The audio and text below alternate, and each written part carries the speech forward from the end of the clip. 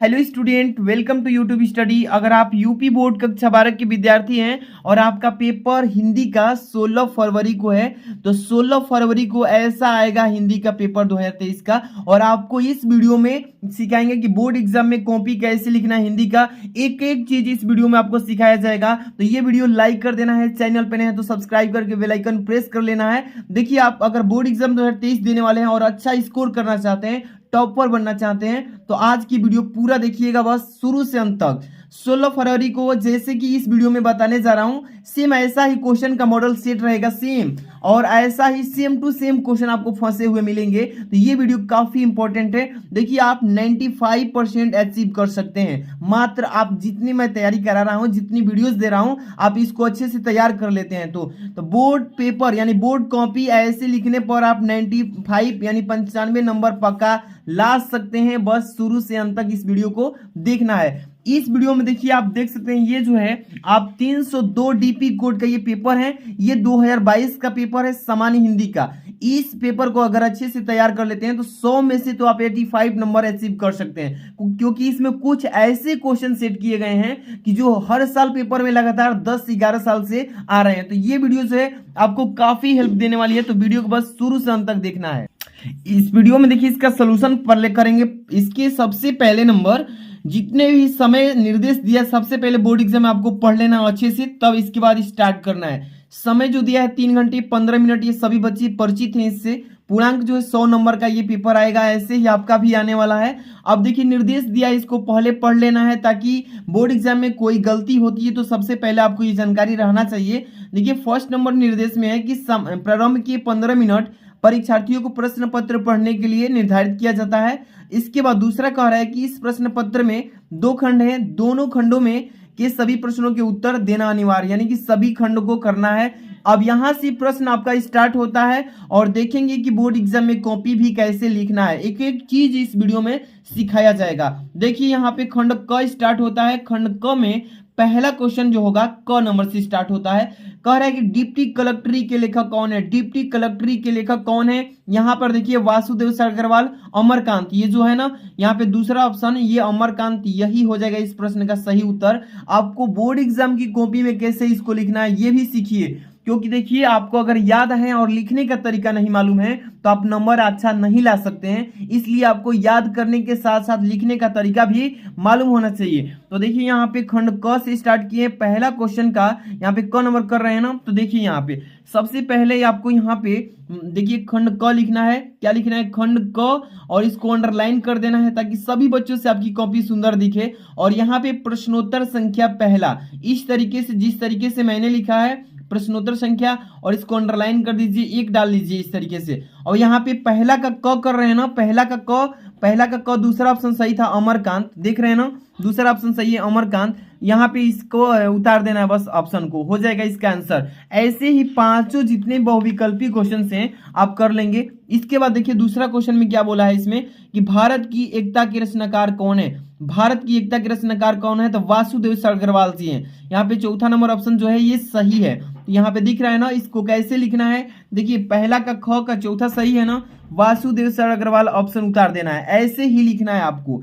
यहाँ पे तीसरा नंबर दिख रहा है, निम्नलिखित में से हजारी प्रसाद द्विवेदी की रचना है। यहाँ पे रचना नहीं है, यहाँ पे देखिए दिख रहा है, यहाँ पे तीसरा नंबर कल्पलता, ये हो जाएगा इसका करेक्ट आंसर, यानी कि तीसरा नंबर ग का तीसरा सही है, कल्पलता, ये इसका उत्तर ऐसे ही लिख लेना है। इसके बाद जितने बहुविकल्पीय सभी ऐसे ही कर लेंगे। घ नंबर, निम्नलिखित में से प्रोफेसर जी सुंदर रेड्डी की रचना नहीं है। यहाँ पे नहीं लिखा है ना, ये प्रश्न गलती से छप गया था। यहाँ पे निम्नलिखित में से प्रोफेसर जी सुंदर रेड्डी की रचना नहीं है। तो देखिए, यहाँ पे दिख रहा है आपको कि मेरे विचार, इसके बाद है साहित्य और समाज, इसके बाद क्या है आपके लैंग्वेज प्रॉब्लम इन इंडिया, इसके बाद है धरती के फूल। धरती के फूल है ना, तो इसमें देखिए प्रोफेसर जी सुंदर रेड्डी की जो है रचना ये तीनों है, लेकिन ये चौथा जो है धरती के फूल उनकी नहीं है। यहाँ पे चौथा ऑप्शन सही होगा। देखिए, घ का चौथा धरती के फूल उनकी नहीं है। अब देखिए, यहाँ पे अंग नंबर कह रहा है कि आरोहण प्रमुख स्वामी जी के साथ मेरा आध्यात्मिक सफर, इस पुस्तक के लेखक कौन है? तो यहाँ पे डॉक्टर एपीजे अब्दुल कलाम हो जाएंगे, यानी कि दूसरा ऑप्शन सही है। तो देखिए, अंग का दूसरा एपीजे अब्दुल कलाम, ऐसे लिख लेंगे ना। पूरा क्वेश्चन जितने भी बहुविकल्पीय हैं इसी फॉर्मेट में आप लिखिएगा, एक भी नंबर नहीं कटेगा, बहुत अच्छा नंबर आएगा। इसके बाद देखिए यहाँ पे दूसरा नंबर क्वेश्चन देखिए, इसमें क्या लिखा गया है, इसमें क नंबर में लिखा है इसमें कि निम्नलिखित में से अयोध्या सिंह उपाध्याय हरिऔध जी द्वारा लिखित महाकाव्य रचना है। महाकाव्य रचना के बारे में पूछा गया है ना, तो इसका ऑप्शन पढ़ेंगे। देखिए सबसे पहले लिखा है ना वैदेही वनवास, तीसरा नंबर, ये हो जाएगा इसका आंसर। ठीक है, अब देखिए इसको कॉपी में कैसे लिखना है, अच्छे से फिलअप करना सीख लीजिए ताकि बोर्ड एग्जाम में कोई भी प्रॉब्लम ना आए। देखिए यहाँ पर पहले लिखेंगे प्रश्नोत्तर संख्या, ऐसे प्रश्नोत्तर संख्या 2 लिखेंगे। ठीक है, अब यहाँ से दूसरा का क कर रहे हैं ना, दूसरा का क लिखेंगे। कौन सा ऑप्शन सही था, तीसरा नंबर। देखिए यहाँ पे तीसरा सही है ना, वैदेही वनवास, इस ऑप्शन को उतार देंगे, वैदेही वनवास। इसके बाद अगला क्वेश्चन इसी में है, देखिए क्या लिखा है, ख नंबर की निम्नलिखित में से मैथिली शरण गुप्त की रचना है। निम्नलिखित यानी चारों में से मैथिली शरण गुप्त जी की रचना कौन सी है, तो सिरधराज, पहला ही ऑप्शन दिख रहा है ना सिरधराज, ये हो जाएगा इसका सही आंसर। तो यहाँ पे देखिए कैसे लिखेंगे, ख नंबर का पहला सिरधराज लिखा है ना, ये इसका सही आंसर हो जाएगा, इसी तरीके से लिखना है। ग नंबर देखिए अज्ञेय जी को, यहाँ पे लिखा है ना अज्ञेय जी को निम्नलिखित में से किस काव्य कृति पर ज्ञानपीठ पुरस्कार मिला, ये पूछा गया है ना, ज्ञानपीठ पुरस्कार मिला यहाँ पे पूछा है। तो इसका करेक्ट आंसर क्या होगा, कितनी नावों में कितनी बार, यहाँ पे लिखा है ना कितनी नावों में कितनी बार, ये ऑप्शन जो दिख रहा है आपको 4 नंबर, ये सही है। तो यहाँ पे ग नंबर का लिखेंगे 4 नंबर, इस तरीके से इसका आंसर आपको कितनी नावों में कितनी बार उतार देना है। इसके बाद यहाँ पे घ नंबर लिखा है कि निम्नलिखित में से दिनकर की रचना है। रामधारी सिंह दिनकर की बात की जा रही है। तो यहाँ पे देखिए जो 2 नंबर ऑप्शन दिख रहा है परशुराम की प्रतीक्षा, ये हो जाएगा इसका सही आंसर। तो यहाँ पे घ नंबर का देखिए, घ नंबर का दूसरा परशुराम की प्रतीक्षा, ऐसे ही लिख लेना है। इसके बाद यहाँ पे ग नंबर हिमालय निम्नलिखित में से किसकी काव्य कृति है, तो यहाँ पे हिमालय में से पूछ रहा है, तो महादेव वर्मा जी की है। हिमालय निम्नलिखित में से किसकी काव्य कृति है, तो महादेव वर्मा जी की काव्य कृति है।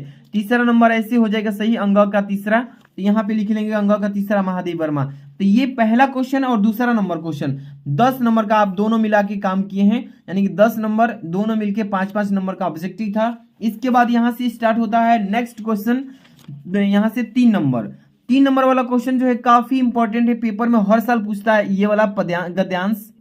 देखिए सबसे पहले गद्यांश को पढ़ेंगे, ये 3 नंबर वाला क्वेश्चन गद्यांश से ही आता है। देखिए प्रश्न क्या लिखा है कि दिए गए गद्यांश पर आधारित निम्नलिखित प्रश्नों के उत्तर दीजिए, और ये प्रश्न 10 नंबर का आता है, काफी इंपॉर्टेंट है ये क्वेश्चन, समझ लीजिए। यहाँ पे लिखा है कि साहित्य, कला, नृत्य, गीत, आमोद प्रमोद अनेक रूपों में राष्ट्रीय जन अपने अपने मानसिक भावों को प्रकट करते हैं। आत्मा का जो विश्वव्यापी आनंद भाव है वह इन विविध रूपों में साकार होता है। यद्यपि बाह्य रूप की दृष्टि से संस्कृत के ये बाहरी लक्षण अनेक दिखाई पड़ते हैं, किंतु आंतरिक आनंद की दृष्टि से उनमें एक सूत्रता है। जो व्यक्ति सहृदय है वह प्रत्येक संस्कृत के आनंद पक्ष को स्वीकार करता है और उनमें आनंदित होता है। इस प्रकार की उदार भावना की विविध जनों से बने हुए राष्ट्र के लिए स्वार्थकार है। यानी कि इस प्रश्न को, इस गद्यांश को जैसे ही आपने पढ़ा है आपको मालूम चल गया होगा कि किस चैप्टर से है, तो राष्ट्र के स्वरूप जो चैप्टर है उसी चैप्टर से देखिए अंश मिलेगा, पाठ का एक छोटा सा अंश जरूर मिलेगा, राष्ट्र के स्वरूप वाला चैप्टर से इसको लिया गया है। अब देखिए इसमें क्वेश्चन पूछे गए हैं, 5 क्वेश्चन रहेंगे 2-2 नंबर के। पहला इसमें क्वेश्चन देखिए क्या लिखने को मिला है कि राष्ट्र जन अपने अपने मानसिक भाव को किन रूपों में प्रकट करते हैं। तो यहाँ पे सबसे पहले 2 गद्यांश देखने को मिलेगा, एक यहाँ पे एक अथवा में मिलेगा, दिख रहा है ना, यहाँ पे रमणीयता और नित्य नूतनता, अन्योन्य श्रांति और रमणीयता के, तो जो भी आपको इजी लगे, मान लीजिए कि पहला करना चाहते हैं गद्यांश तो पहला कर सकते हैं, अथवा में भी करना चाहते हैं तो ये भी कर सकते हैं, कोई एक ही करना है। तो मैं पहला बता देता हूं। देखिए इसमें प्रश्न नंबर पहला, सबसे पहले इसको कैसे लिखना है ये समझिए। प्रश्नोत्तर संख्या 3 डालेंगे, ठीक है ना, और तब इसके बाद संकेत डालेंगे। संकेत यहाँ पे दिख रहा है ना, संकेत मैंने बताया है बहुत सारी वीडियोज में क्यों डालते हैं। देखिए शुरू में साहित्य कला लिखे हैं, साहित्य कला बीच में डॉट डॉट कर दिए हैं, लास्ट में से लिए स्वार्थकार लिखे हैं ना, राष्ट्र के लिए स्वाधिकार, ये लिखने से पता चल जाता है एग्जामिनर जो होता है कॉपी चेक करने वाला कि बच्चा कौन सा गद्यांश किया है, ये वाला किया है या अथवा वाला किया है, इसलिए ये संकेत डाल देना बहुत ही जरूरी होता है।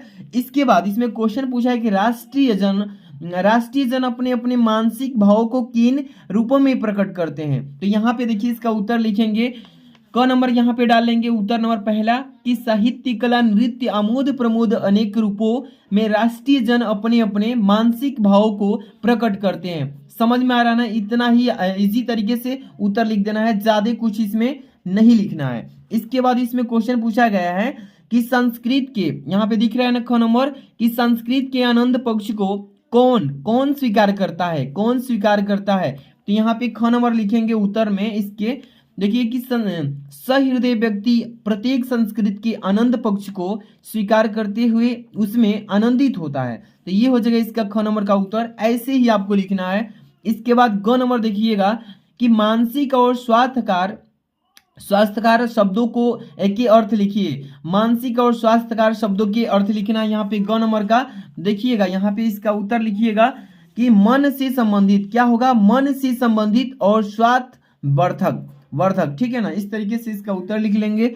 इसके बाद इसी में क्वेश्चन पूछा गया है, देखिएगा घ नंबर कि रेखांकित अंश की व्याख्या कीजिए। यहाँ पे देखिए अंडरलाइन जो किया है, इसी लाइन का भाव बताना है कि यद्यपि बाह्य रूप की दृष्टि से संस्कृत के ये बाहरी लक्षण अनेक दिखाई पड़ते हैं, किंतु आंतरिक आनंद की दृष्टि से उनमें एक सूत्रता है। जो व्यक्ति सहृदय है वह प्रत्येक संस्कृत के आनंद पक्ष को स्वीकार करता है। तो यहाँ तक है, बस यहीं तक है। यहाँ से इतने लाइन का, अंडरलाइन का आपको बस वाक्य में प्रयोग करके सही अर्थ बता देना है। तो यहाँ पे देखिए इसका रेखांकित अंश की व्याख्या हेडिंग डाल लेते हैं, तब इसको समझा देते हैं, फिर आगे समझेंगे।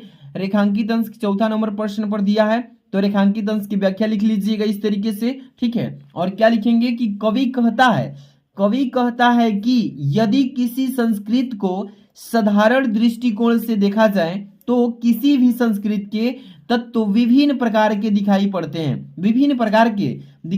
हैं, लेकिन यहाँ पे क्या बोल रहा है, लेकिन अगर थोड़ा सा भी चिंतन किया जाए तो विभिन्न संस्कृतियों के विभिन्न क्रियाकलापों जैसे साहित्य, कला, नृत्य, गीत, आमोद प्रमोद में एक रूपता देखने को मिलने लगेगी, यानी मिलेगी। आंतरिक आनंद की दृष्टि से इसमें एक सूत्रता होती है। क्या होती है? सूत्रता होती है। तो इतना रेखांकित अंश की व्याख्या करना है, मतलब ज्यादा नहीं, टू द पॉइंट लिखना है जितने में अंडरलाइन किया हुआ है, ठीक है। इसके बाद अगला क्वेश्चन है कि उपर्युक्त गद्यांश की पाठ का शीर्षक और लेखक का नाम बताइए। तो आपको मैंने बताया राष्ट्र का स्वरूप वाला चैप्टर से ये गद्यांश लिया गया है। देखिए इसको कैसे लिखेंगे, अंगा नंबर पे देखिए, अंगा नंबर डालेंगे, यहाँ पे क्या लिखेंगे, ध्यान समझिए। पाठ का नाम जो है राष्ट्र का स्वरूप, राष्ट्र के स्वरूप वाले चैप्टर से इस गद्यांश को लिया गया है। इसके लेखक कौन है? तो डॉक्टर वासुदेव सालकरवाल जी। तो ये क्वेश्चन से आप 10 नंबर पा गए। ऐसे ही आपको अच्छे से तैयारी करना है, एक भी क्वेश्चन नहीं छूटना चाहिए। इसके बाद अगला क्वेश्चन इसी में है, यह अथवा आप गद्यांश कर लीजिएगा। मैं इस वीडियो में एक एक गद्यांश बस बताते चल रहा हूं। देखिए 4 नंबर क्वेश्चन को ध्यान से पढ़िएगा। क्या लिखा गया इसमें कि दिए गए पद्यांश पर आधारित निम्नलिखित प्रश्न के उत्तर दीजिए। पद्यांश दिया गया है, ये भी 10 नंबर का आएगा पेपर में, ठीक है ना। यहाँ पे कह रहा है कि कहते आते थे यही अभिनरदेही, माता न कुमाता, पुत्र कुपुत्र भले ही, अब कहे सभी यह हाय, विरोध विधाता है, पुत्र पुत्र ही रहे कुमाता माता। बस मैंने इसका बाह्य मात्र ही देखा, दृढ़ हृदय न देखा, मृदुल गात्र ही देखा, परमार्थ न देखा, अपूर्ण स्वार्थ ही साधा, इस कारण ही तो हाय आज यह बाधा। युग युग तक चलती रहे कठोर कहानी, रघुकुल में थी एक अभागनी रानी। ये पद्यांश जैसे ही आपने पढ़ा तो आपको मालूम चल गया होगा कि ये किस चैप्टर से दिया गया है, ठीक है। तो आपको मालूम चल जाना चाहिए कैकेयी का अनुताप कौन सा है, कैकेयी का अनुताप वाला जो चैप्टर है उस पार्ट से लिया गया है। उसके राइटर मैथिली शरण गुप्त जी हैं। इसमें प्रश्न पूछे रहेगा, देखिए 5 क्वेश्चंस दिए हैं। क नंबर में लिखा है कि नरदेही अभी तक क्या कहते आ रहे थे। इसके बाद पहले इसको सॉल्व करना। चलिए 4 नंबर क्वेश्चन को कैसे सॉल्व करना है, यहाँ देखिए प्रश्नोत्तर संख्या पहले डालना है। क्या डालना है? प्रश्नोत्तर संख्या 4 दिख रहा है ना, प्रश्नोत्तर संख्या 4 डालेंगे। अंडरलाइन बहुत ही अच्छे से कर लीजिएगा। इसके बाद संकेत में डालिएगा, क्या डालना है इसमें कि कहते आते थे। इसके बाद बीच में डॉट डॉट कर दीजिएगा, जैसे कि मैंने गद्यांश में बताया सेम वैसे ही लास्ट में एक अभाग्नि रानी यहाँ पे लिख दीजिए, एक अभाग्नि रानी। इसमें पहला क्वेश्चन क नंबर दिया है कि नरदेही अभी तक क्या कहते आ रहे थे, तो यहाँ पे उत्तर लिखेंगे क नंबर का। ध्यान से देखिएगा कि नरदेही अभी तक यही कहते आए कि पुत्र कपुत्र हो सकता है पर माता कुमाता नहीं हो सकती, ये कह रहा है इसमें। इसके बाद देखिए युग युग तक क्या कठोर कहानी चलती रहेगी, युग युग तक कठोर कहानी क्या चलती रहेगी, तो यहाँ पे देखिए ख नंबर का उत्तर लिखिएगा। इन पंक्तियों में कैकेयी को अपने ऊपर लगने वाले कलंक और पुत्र की प्रवृत्ति को न पहचान पाने का पश्चाताप हुआ है। ठीक है, तो ये प्रश्न का उत्तर दे देंगे, ऐसे ही शॉर्ट में लिखिएगा, टू द पॉइंट लिखिएगा। ग नंबर कह रहा है इसमें कि गात्र तथा प्रमार्थ, प्रमार्थ शब्द का अर्थ बताइए, गात्र तथा प्रमार्थ शब्द का अर्थ बताइएगा। तो ग नंबर देखिए इसमें लिखेंगे कि देह शरीर और ऐसी वस्तु जो सबसे बढ़कर हो उसी को कहते हैं। ठीक है ना। इसके बाद देखिए घ नंबर की रेखांकित अंश की व्याख्या कीजिए, अंडरलाइन जो किया इसका रेखांकित अंश की व्याख्या कर देना है। कह रहा है इसमें अब कहें सभी यह है विरुद्ध विधाता है, पुत्र पुत्र ही रहेगा कुमाता माता। यहाँ पे दो लाइन जो अंडरलाइन किया है इसी का वाक्य में प्रयोग यानी कि इसका अर्थ क्या है ये बता देना है। तो यहाँ पे देखिएगा अंडरलाइन जो करे हैं इसका पहले रेखांकित अंश की व्याख्या समझ लीजिए। रेखांकित अंश की व्याख्या लिखेंगे, हेडिंग इसमें लिखेंगे लेखक का कहना है कि पुत्र तो पुत्र ही रहता है अब, लेकिन माता भी कुमाता हो गई, लोग कहते हैं भगवान से विरोध की बातें। ठीक है ना, इतना लिख लेंगे। इसके बाद आगे क्वेश्चन पूछा इसमें अंग नंबर की उपर्युक्त कविता का शीर्षक तथा कवि का नाम बताइए। तो देखिए उपर्युक्त कविता जो है ये कैकेयी के अनुतापों वाला पाठ से लिया गया है, इसके राइटर मैथिली शरण गुप्त जी हैं। देखिए यहाँ पे इसका उत्तर लिखने के लिए मैं बता देता हूँ, अंग नंबर पाठ का शीर्षक कैकेयी का अनुताप, कैकेयी का अनुताप लिख लीजिएगा, इसके राइटर मैथिली शरण गुप्त जी हैं, लिख लेंगे ना। इसके बाद आगे क्वेश्चन चलेंगे, इसी में एक अथवा दिया होगा तो वो अथवा वाला या कोई एक कर लीजिएगा। देखिए अथवा वाला ये क्वेश्चन है पद्यांश का, तो आप ये कर लीजिए या वो कर लीजिए, कोई एक ही करना है तो इसको आप कर लीजिएगा। इसके बाद आगे क्वेश्चन बता रहा हूँ 5 नंबर, निम्नलिखित क नंबर में दिया है कि निम्नलिखित में से किसी एक लेखक का साहित्यिक परिचय देते हुए उनकी प्रमुख कृतियों का उल्लेख कीजिए। अधिकतम शब्द सीमा 80 शब्दों में लिखना है, ये 5 नंबर का पेपर में आएगा। देखिए क्या लिखा है, प्रोफेसर जी सुंदर रेड्डी, डॉक्टर हजारी प्रसाद द्विवेदी, तीसरा है डॉक्टर वासुदेव सर अग्रवाल। तो इसमें मैं पहला पर ही बता देता हूँ, प्रोफेसर जी सुंदर रेड्डी पर आप कैसे लिखेंगे जीवन परिचय, चलिए ध्यान से देखिएगा।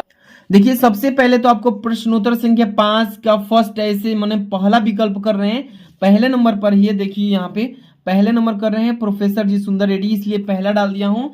प्रश्न संख्या 5 का पहला और प्रोफेसर जी सुंदर रेड्डी के बारे में जीवन परिचय लिख रहे हैं तो ऐसे आपको हेडिंग डाल लेना है। इसके बाद यहाँ पे नीचे क्या लिखना है, हेडिंग में जीवन परिचय ऐसे हेडिंग डाल लीजिएगा, तब इनके बारे में लिखना स्टार्ट कर देना है। चलिए ध्यान से देखिएगा कि प्रोफेसर जी सुंदर रेड्डी मतलब कहेंगे प्रोफेसर रेड्डी जी का जन्म सन 1919 ईस्वी में, आपको ये बोर्ड एग्जाम में ब्लैक पेन से यूज करना है जन्म का सन, ठीक है, में आंध्र प्रदेश में हुआ था।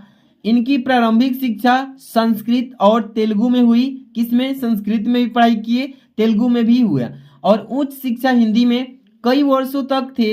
आंध्र विश्वविद्यालय के हिंदी विभाग के अध्यक्ष भी रहे हैं। इनका निधन सन 2005 में हो गया। तो ये आपको इतना ही लिखना है, टू द पॉइंट, मतलब ज्यादा नहीं, इंपॉर्टेंट चीज जो होता है जीवन परिचय में वही लिखना होता है। इसके बाद देखिए इनकी साहित्यिक परिचय भी लिखना है, पेपर में कह रहा है साहित्यिक परिचय लिखेंगे तब जाके 2 नंबर इस पर मिलेगा, 3 नंबर जीवन परिचय पर, तब जाके 5 नंबर मिलेगा। साहित्यिक परिचय हेडिंग डालेंगे, इससे लिखेंगे कि हिंदी के विकास और प्रगति में प्रोफेसर जी सुंदर रेड्डी का सराहनीय योगदान है।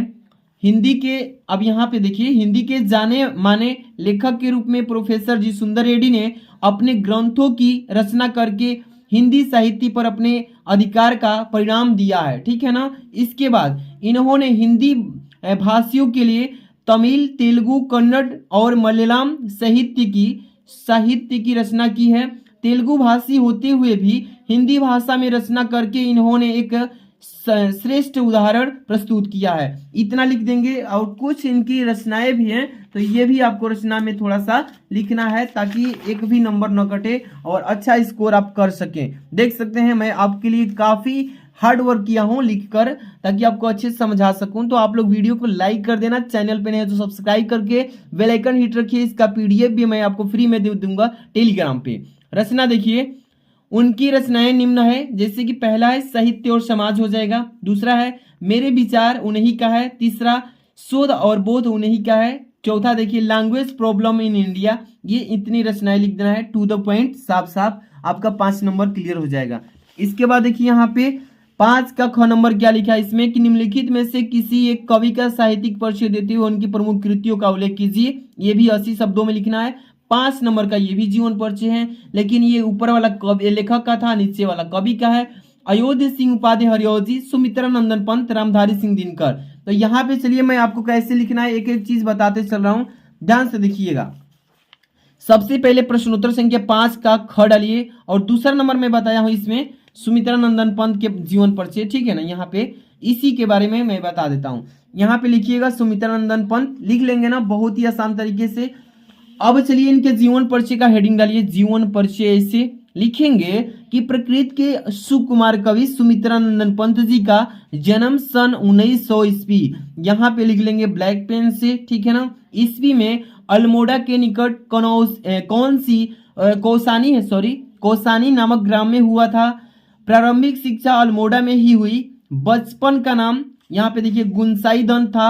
अब यहाँ पे देखिए हिंदी माता की सेवा करते हुए हिंदी का यह अमर पुत्र सन 1977 में पंच तत्वों में लीन हो गए। पंच तत्वों में लीन हो गए, तो टू द पॉइंट साफ साफ जीवन परिचय लिखिएगा। ज्यादा चढ़ा बढ़ा कर लिखने से कोई फायदा नहीं है। इसमें मेन जन्म स्थान होता है और इसमें मृत्यु होता है, अपने जीवन में क्या क्या किया वो चीजें लिखे जाते हैं। इसके बाद देखिए अब साहित्यिक परिचय थोड़ा मैं बता देता हूँ कैसे लिखना है इनका, सुमित्रा नंदन पंत जी का। देखिए यहाँ पे ध्यान दीजिएगा, साहित्यिक परिचय हेडिंग डाल लीजिएगा, लिखिएगा कि सुमित्रा नंदन पंत जी का की प्रथम कविता गिरजे का घंटा सन 1916 ईस्वी में प्रकाशित हुई। अब देखिए तत्पश्चात इनकी रचनाएं इच्छावास एवं ग्रंथि, यहाँ पे ग्रंथि सन 1920 में प्रकाशित हुआ। साथ ही सन 1927 में वीणा, 1928 में पल्लव और नामक कविता संग्रह प्रकाशित हुए, ठीक है ना। इतना लिख लेंगे। इसके बाद देखिए कुछ दिन यहाँ पर देखिए कलांकर में ठहरे, पुनः प्रयाग आकर रूपमा है नामक पत्रिका का संपादक कार्य संभालना। कला और बुढ़ा चांद पर साहित्य अकादमी चिदम्बरा नामक कृत्य पर ज्ञानपीठ पुरस्कार प्राप्त किया। इतना लिख लेंगे साहित्य में परिचय। इसके बाद रचनाएं कुछ उनकी है, प्रमुख रचनाएं, इनको भी लिख लीजिएगा। यहाँ पे लिखिएगा, देखिए पहला नंबर लोकायतन, यहाँ पे लोकायतन हो जाएगा, दूसरा वीणा हो जाएगा, तीसरा पल्लव हो जाएगा, और चौथा गुंजन हो जाएगा, पांचवा ग्रंथि हो जाएगा। ज्यादा नहीं, टू द पॉइंट साफ साफ लिखिएगा, ठीक है। इसके बाद आगे क्वेश्चन देखेंगे। यहाँ पे 6 नंबर लिखा है कि ध्रुव तारा अथवा बहादुर कहानी का सारांश लिखिए। अधिकतम शब्द सीमा 80 शब्द में, या 5 नंबर का क्वेश्चन आएगा। या पंच लाइट पर लिखिए, या बहादुर कहानी का उद्देश्य लिखिए, कोई एक लिखिएगा। चलिए इसको कैसे लिखना है समझिए, यहाँ पे ध्यान दीजिएगा, ठीक है। देखिए पंच लाइट पर मैंने बहुत सारा वीडियो बना दिया, बहादुर पर भी बना दिया हूँ, पंच लाइट पर भी बना दिया हूँ, और ध्रुव तारा बहादुर, मतलब कि आपको बहुत सारी वीडियोस मिल जाएंगी। इसका अब वीडियो बना दिया हूँ बहुत सारा, इसको अच्छे से तैयार कर लेना। 7 नंबर देख रहे हैं ना, ये स्वपठित खंड काव्य के आधार पर किसी एक खंड काव्य के प्रश्न का उत्तर देना। ये आपका जिला वाइज प्रश्न आता है कि आप किस जिले से हैं, उस जिले के लिए ये एक अलग क्वेश्चन आता है, ठीक है ना, कि आप किस जिले से हैं, उस जिले का ये प्रश्न अलग आता है। तो आप जिले का कमेंट कर दीजिए कि मैं इस जिले से हूं, उसके लिए मैं अलग से वीडियो प्रोवाइड कर दूंगा, ये खंड काव्य के आधार वाला क्वेश्चन। इसके बाद यहाँ से देखिए क्वेश्चन नंबर जो है 8, ये खंड ख है, इसका मैं नेक्स्ट वीडियो में सलूशन लेकर आऊंगा, क्योंकि लॉन्ग वीडियो हो जाएगी तो आप भी देखने में बोरिंग महसूस करेंगे। इसलिए नेक्स्ट वीडियो में खंड ख से स्टार्ट करके लाएंगे। तो इस वीडियो को क्या करना है, वीडियो को लाइक कर देना है, चैनल पर नए तो सब्सक्राइब कर लीजिए, क्योंकि daily Hindi, English, physics, chemistry की वीडियो यहाँ पे आपको डेली मिलेगी और अच्छा स्कोर कर पाएंगे। और इसका पीडीएफ चाहिए इस कॉपी का, तो आपको क्या करना है, इस वीडियो को लाइक और शेयर कर देना है बच्चों में, और टेलीग्राम पर जाकर के ज्वाइन हो जाना है। कहाँ पे, टेलीग्राम डिस्क्रिप्शन में लिंक डाल दिया हूं, वहां पे ज्वाइन हो जाइए। और नेक्स्ट वीडियो में मैं खंड ख लेकर आ रहा हूं, तो इसका इंतजार कीजिए। मिलते हैं नेक्स्ट वीडियो में। Thanks for watching.